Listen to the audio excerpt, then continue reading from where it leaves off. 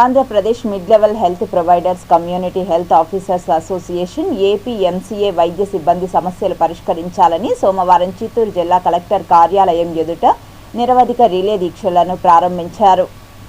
ఈ సందర్భంగా ఏపీఎంసీఏ యూనియన్ అధ్యక్షురాలు కల్పన మాట్లాడుతూ ఆయుష్మాన్ భారత్ నిబంధనల మేరకు 23% ఫిట్మెంట్ వేతన సవరణ చేయాలని డిమాండ్ చేశారు.